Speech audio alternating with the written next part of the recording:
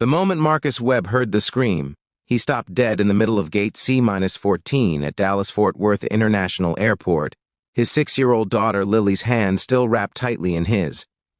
It wasn't a scream of fear exactly, it was something older than fear, something primal, and every single hair on the back of his neck stood straight up, because deep in his bones, in the place where instincts live before words do, Marcus Webb knew exactly what that sound meant. He had heard it once before. 6 years ago, in a hospital room, holding his late wife's hand while Lily came into the world. That sound meant a baby was coming, right now. Whether the world was ready or not, he turned. If you believe in kindness and second chances, hit that like button right now, drop a comment below, and subscribe to the channel Kindness. We share stories like this every single week. And tell us, where in the world are you watching from? We've got people tuning in from all across the USA and beyond, and we love knowing you're out there. The woman was maybe 30 feet away, slumped against the gray carpet wall near the boarding desk. Her carry-on bag knocked sideways, her face twisted in a pain that no amount of airport noise could drown out.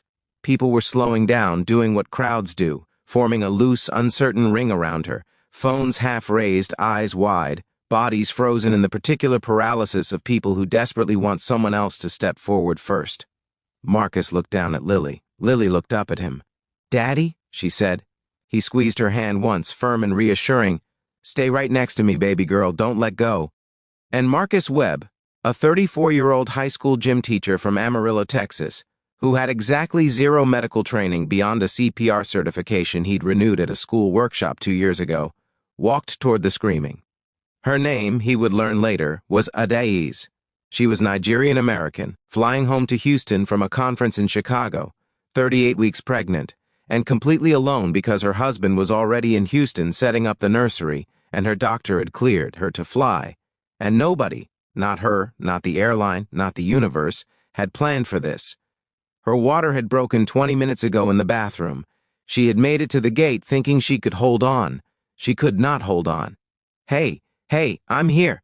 Marcus crouched down beside her, his voice low and steady, the same voice he used with scared kids on the first day of school.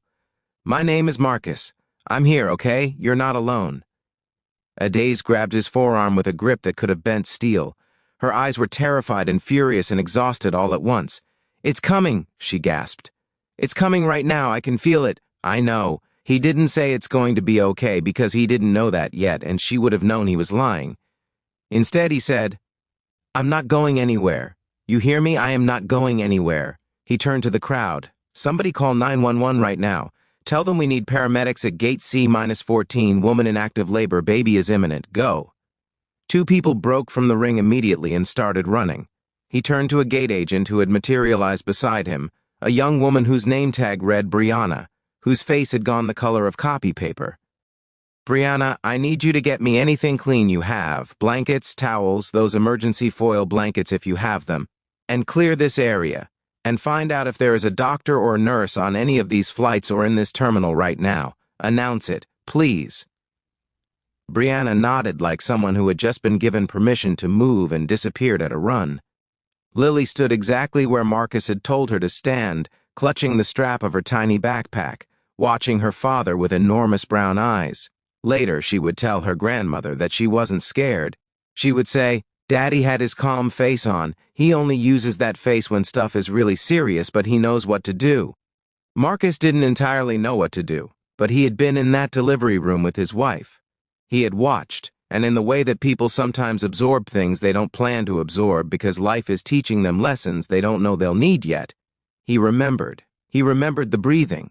He remembered the pushing. He remembered the words the nurses had used. "Bear down, you're doing great, I can see the head." He coached Adaeze through 3 contractions before Brianna came back with a stack of airline blankets and 2 foil emergency wraps.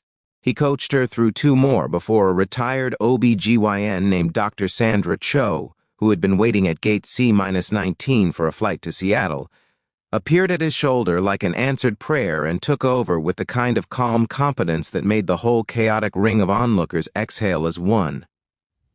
Marcus didn't leave. He moved to Adaze's other side, held her other hand, kept talking to her in that low, steady voice. "You're doing so good. You're so strong. That baby is lucky, you hear me?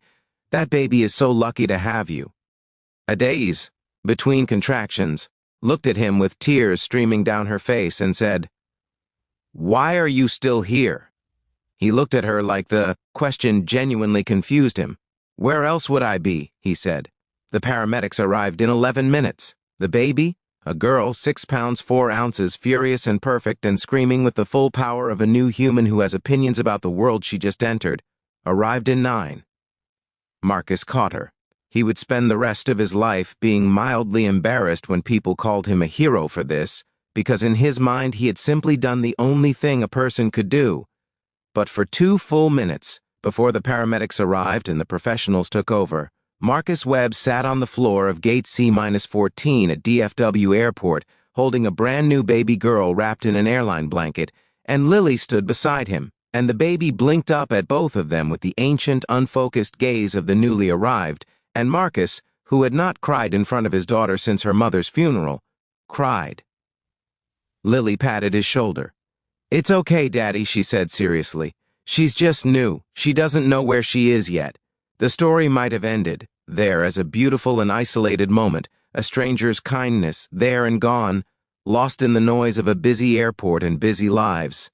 Except for what happened 6 weeks later. Marcus was in his classroom after school, rolling up the wrestling mats when his phone rang. An unknown Houston number. He almost didn't answer. He answered. "Is this Marcus Webb?" The voice was a man's, deep, slightly thick, like someone who had been crying recently or was trying not to. "Yeah, this is Marcus. My name is Chukwuemeka Okafor. I think you helped my wife have our daughter at Dallas-Fort Worth Airport 6 weeks ago." Marcus sat down on the mat. "Chukwuemeka, call me Emeka, please." Talked for 40 minutes. He had been trying to find Marcus since the day Adaeze came home from the hospital. He had a name from the gate agent. It had taken him this long to track down the right Marcus Webb. He said things that Marcus kept trying to interrupt and deflect, and Emeka kept talking right through the interruptions because he had been waiting 6 weeks to say them and he was going to say them. He said, "You stayed. When everyone else just watched, you stayed." He said, "My wife said you told her that her baby was lucky to have her. She thinks about that every single day." He said, "We named her something we want you to know." The baby's name was Adanna. It was an Igbo name.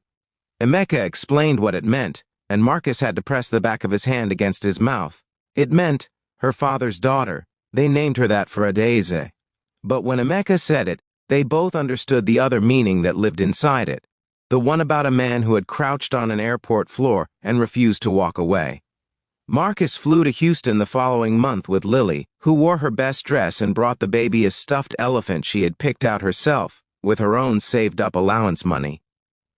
Adaeze opened the door and hugged Marcus for a long time without saying anything, and Marcus stood there with his arms wrapped around this stranger who wasn't a stranger anymore, in the doorway of a house he'd never been to, in a city that wasn't his, and felt something shift in his chest, something that had been locked tight since the day he buried his wife.